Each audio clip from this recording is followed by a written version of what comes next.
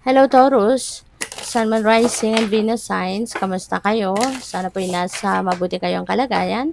Welcome back po sa Star Tarot at kung bago kayo rito, welcome din po kayo. Please subscribe, like, share my videos and leave me a comment kung naka-resonate kayo.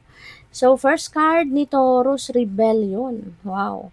Ah, po pwedeng pupuwedeng meron ditong maglalakas ng loob na sa inyo Taurus ano, na sabihin kung ano yung totoo nilang nararamdaman, ano yung totoo ninyong iniisip.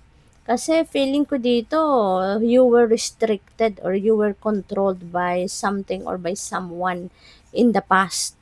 Pero ngayon, maaring kayo ay maglalakas ng loob na ilabas, no? I-express na yung totoo ninyong saloobin na totoo ninyong iniisip, ganyan nararamdaman.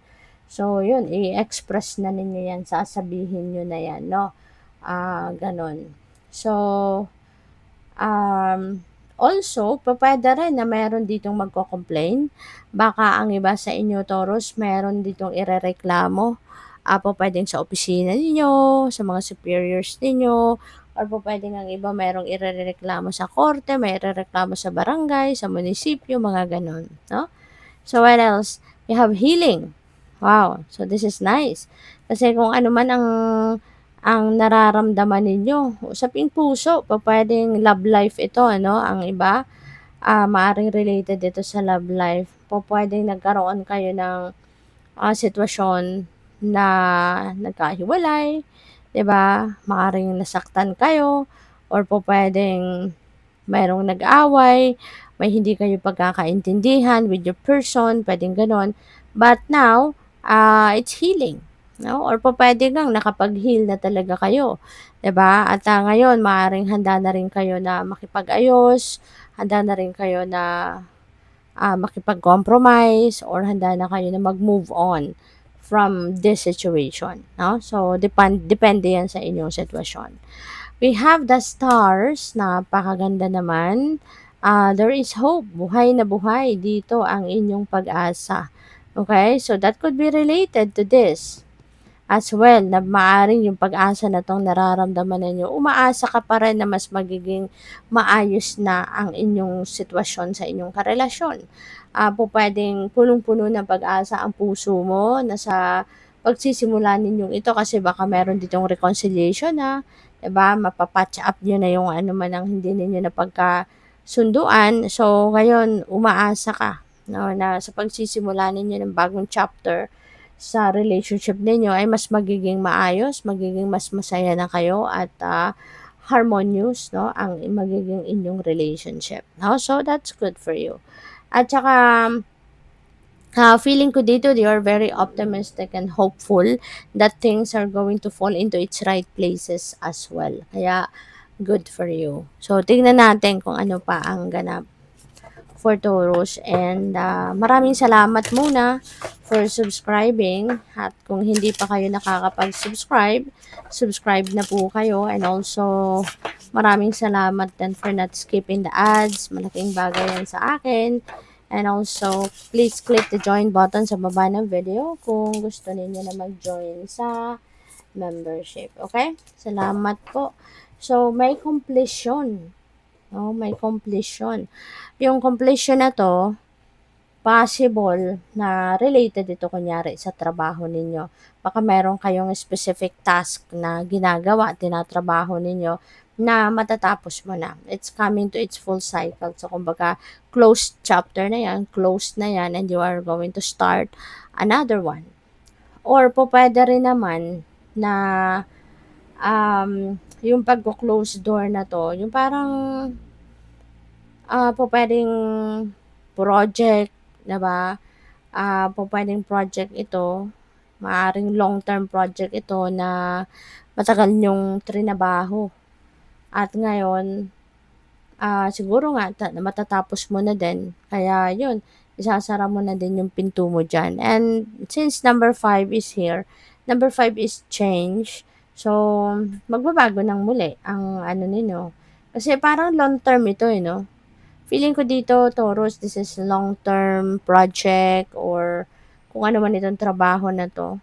Parang mahabang ilang years 'no, mahabang panahon din ninyo itong ginawa at ngayon finally parang makakahinga ka na ng maluwag na finally mababago na din naman yung routine mo, mababago na yung sitwasyon mo kasi you will be starting a new chapter, 'di ba? Pupuwedeng magsisimula kayo ng panibagong project, 'di ba, panibagong, trabaho, ganyan.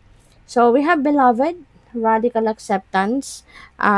'Yan ang maaaring isa sa nagawa ninyo kaya kayo nag-heal na or papunta na kayo sa healing process because you already have accepted kung ano man ang nangyari. Kung ano man ang naging sitwasyon ninyo, tanggap mo na 'yon and nakapag-forgive ka na siguro kaya ayun, nag-heal ka na or papunta ka na sa healing process. So, good for you.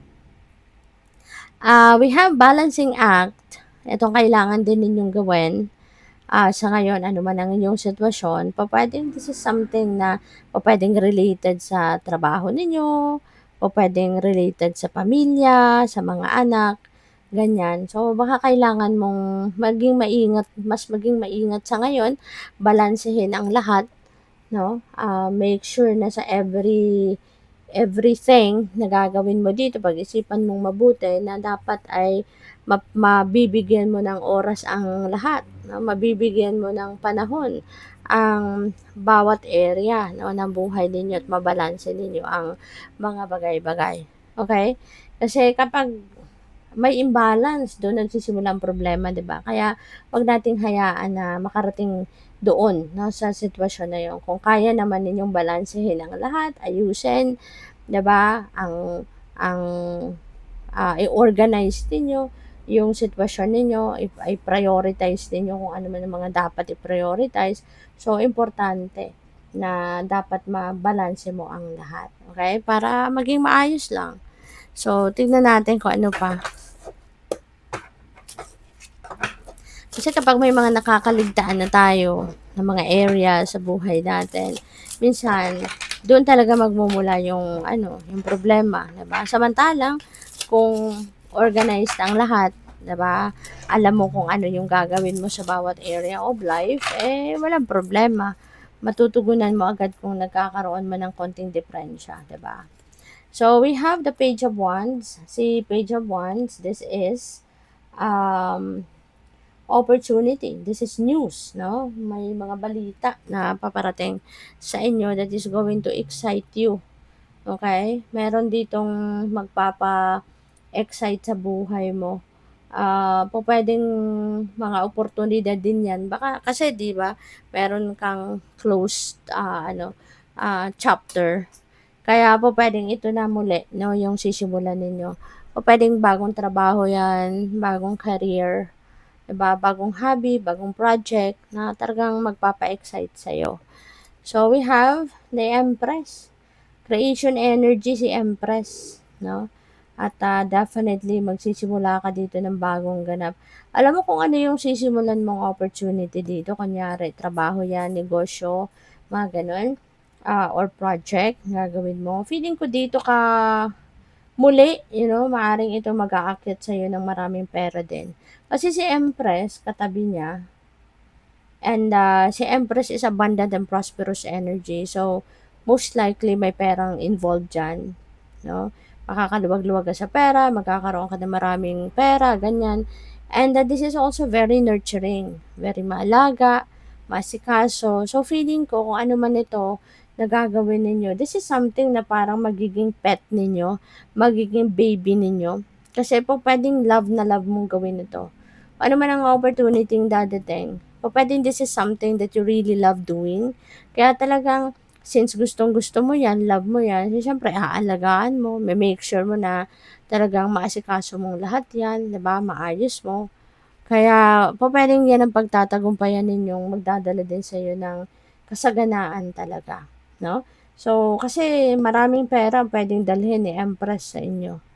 Okay? So, pwedeng yun na bagong gagawin ninyo, doon kayo pwedeng magkakaroon ng maraming pera.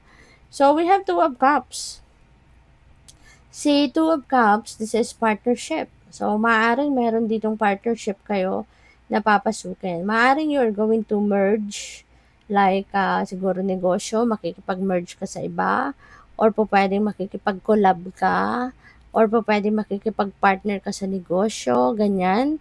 Po pwedeng related dyan, ang partnership na to.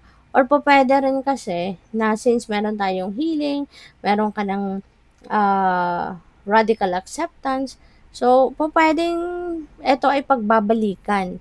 Kung sa love life naman ito, Taurus, o puwede rin na kayo, kung nakaka-resonate kayo diyan, maaaring yung ikaw at ang person mo pupuwedeng magkaayos na sa ngayon, magre-reconcile na, magbabalikan na, puwedeng magsimula na kayong muli ng panibagong chapter sa relationship ninyo, 'di ba? Parang magre-reset kayo ng relationship ninyo, so pupuwedeng gano'n din ang ganap dito. Or pupuwedeng this is new, totally new relationship na mabubuo with another person, with a new person na dadating sa buhay mo. So pupuwedeng gano'n din ang ganap diyan. So, kunin mo na lang kung ano yung makaka-resonate sa'yo, okey? Good luck. Thank you for watching. Love and light. Namaste.